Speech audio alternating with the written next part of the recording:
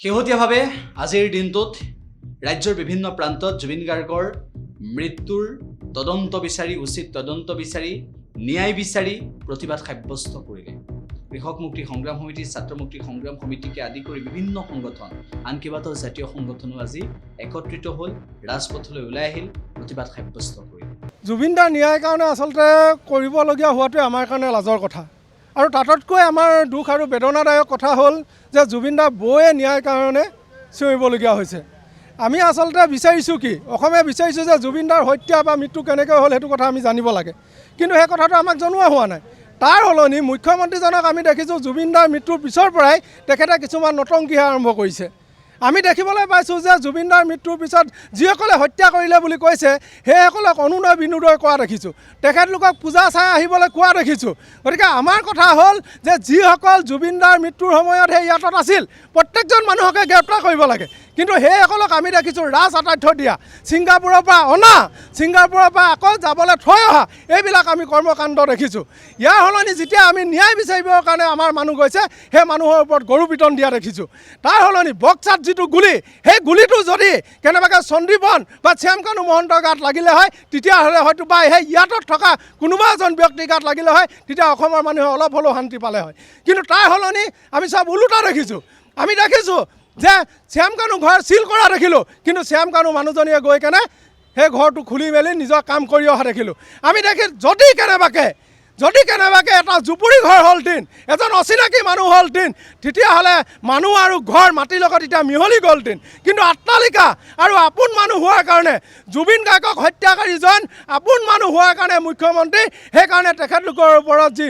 নৰম আৰু মৰম আমি দেখিবলৈ পাইছোঁ আমাৰ কথাটো স্পষ্ট জুবিন গাৰ্গৰ হত্যাকাৰীক কঠোৰ শাস্তি দিবই লাগিব আৰু আমি এটা কথা স্পষ্ট আমি ক'ব বিচাৰোঁ আমাক ন্যায় লাগিব ঠিকেই কিন্তু এইটো কথা আমি জানিব লাগিব যে অসমৰ যি সাংস্কৃতিক বিভাগ উদ্যোগ বিভাগ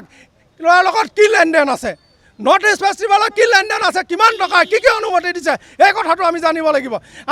লাগিব যে মুখ্যমন্ত্ৰী আৰু ভাৰত চৰকাৰৰ বৈদেশিক মন্ত্ৰী পবিত্ৰ মাঘেৰিটাৰ লগত এই সম্পৰ্ক ইয়াৰ ভূমিকা কি আছে আমি CBI তদন্ত বিচাৰিছোঁ কিন্তু মুখ্যমন্ত্ৰীয়ে নিদিয়ে কাৰণ আমি বজাৰত শুনিছোঁ যে যিটো ফেষ্টিভেল হৈছিল সেই ফেষ্টিভেলৰ লগত মুখ্যমন্ত্ৰীৰ পত্নী জড়িত আছে গতিকে মুখ্যমন্ত্ৰীৰ পত্নীয়ে নিজৰ এই যিখিনি তাৰ লগত আনুষংগিক সম্পৰ্ক সেই সম্পৰ্কখিনি চাগৈ মুখ্যমন্ত্ৰীয়ে শেষ কৰাৰ পিছত CBI তদন্ত দিব পাৰে হয়তো 26 চনৰ ইলেকশ্যনৰ আগে এই সিদ্ধাৰ্থ বোলাটোক ইনকাউণ্টাৰ কৰিব পাৰে তাৰো কোনো অস্বাভাৱিক নহয় কিন্তু আমাৰ এতিয়া কথা ৰাইজৰ মুখে মুখে অলিয়ে গলিয়ে এইটোও চলিছে যে অসমত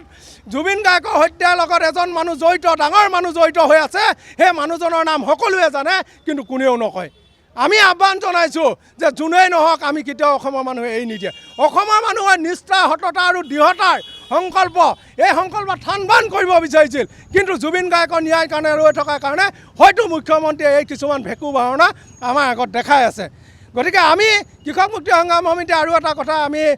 ৰৈ বিনালে যিহেতু চিনেমাখনৰ কথা ওলাই আছে জুবিন গাৰ্গৰ শেষ সপোন সেই সপোনত আমি প্ৰযোজকলৈ আমি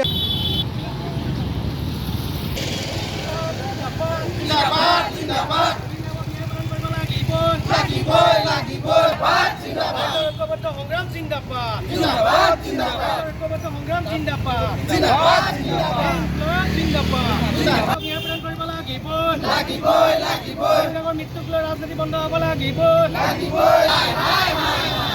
মৃত্যুক লৈ ৰাজনীতি কৰা হিমন্ত বিশ্ব শৰ্মা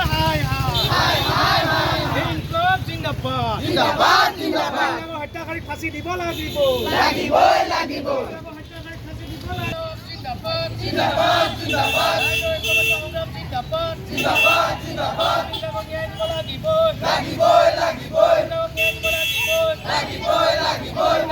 সঠিক তদন্ত হ'ব লাগিব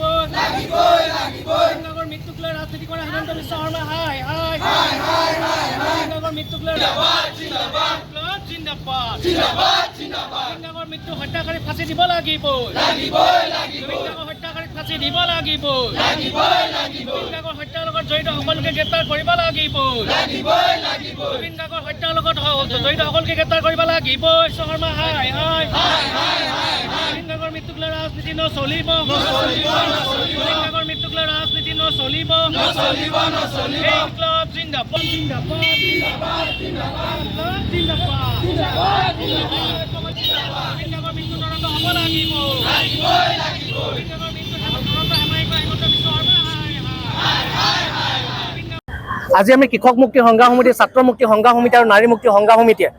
সমগ্ৰ অসম যে আমি তীব্ৰ প্ৰতিবাদ সাব্যস্ত কৰিছোঁ যে জুবিন গাৰ্গৰ মৃত্যুক লৈ যি ৰাজনীতিখন চলি আছে এই ৰাজনীতিখন বন্ধ হ'ব লাগে। মুখ্যমন্ত্ৰী হিমন্ত বিশ্ব শৰ্মাই জুবিন গাৰ্গৰ মৃত্যুৰ তদন্তত তেওঁ হেমাহি কৰা দেখা গৈছে।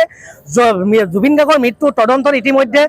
মুখ্যমন্ত্ৰী হিমন্ত বিশ্ব শৰ্মাই কেঁচুখান্দতে সাপ উলিওৱাৰ ভয়ত তেখেতে আজে বাজে কথা কৈ অসমৰ মানুহক বিভ্ৰান্তি সৃষ্টি কৰি আছে। আৰু দেখা গৈছে যে জুবিন গাৰ্গৰ অনুৰাগীয়ে জুবিন গাৰ্গৰ মৃত্যুৰ ন্যায় বিচাৰিলে ইতিমধ্যে প্ৰশাসনে সেই ন্যায় বিচাৰ অনুৰাগীসকলক কিন্তু গ্ৰেপ্তাৰ কৰাহে দেখা গৈছে। সঠিক তদন্ত কৰি হত্যাকাৰীসকলক তেওঁলোকে চিনাক্ত কৰিব পৰা নাই। নৰ্থ ইষ্ট ফেষ্টিভেলৰ লগত জড়িত কোন কোন জড়িত আছে সকলোকে এই মুহূৰ্তত গ্ৰেপ্তাৰ কৰিব পৰা নাই, সঠিক তদন্ত কৰিব পৰা নাই। আচলতে মুখ্যমন্ত্ৰীয়ে হত্যাকাৰীক ৰক্ষণাবেক্ষণহে দিয়া দেখা গৈছে। মুখ্যমন্ত্ৰী হিমন্ত বিশ্ব শৰ্মাই হত্যাকাৰীক বচাবৰ বাবে অসমৰ ৰাইজক আভুৱা সৃষ্টি কৰিছে। গতিকে মুখ্যমন্ত্ৰী হিমন্ত বিশ্ব শৰ্মাই সকীয়াই দিছোঁ, জুবিন গাৰ্গৰ মৃত্যুৰ তদন্ত সঠিক তদন্ত হ'ব লাগিব। নৰ্থ ইষ্ট ফেষ্টিভেলৰ লগত জড়িত সকলোকে গ্ৰেপ্তাৰ কৰিব লাগিব। আৰু জুবিন অনুৰাগীসকলক যিসকলক জুবিনৰ ন্যায় বিচৰাৰ ক্ষেত্ৰত যি গ্ৰেপ্তাৰ কৰিছে ইতিমধ্যে অনুৰাগীসকলক গ্ৰেপ্তাৰ কৰা তেওঁলোকক মুক্তি দিব লাগিব। কেৱল মাত্ৰ পুলিচৰ ভয় দেখুৱাই জুবিন গাৰ্গৰ ন্যায় বছৰত মুখ্যমন্ত্ৰী হিমন্ত বিশ্ব শৰ্মাই ভয় দেখুৱাম বুলি ভাবিছে যদি অসমৰ জনতাই কিন্তু এবাৰ ভয় নাখায়। জুবিন গাৰ্গৰ মৃত্যুৰ সঠিক তদন্ত হ'ব লাগিব। আৰু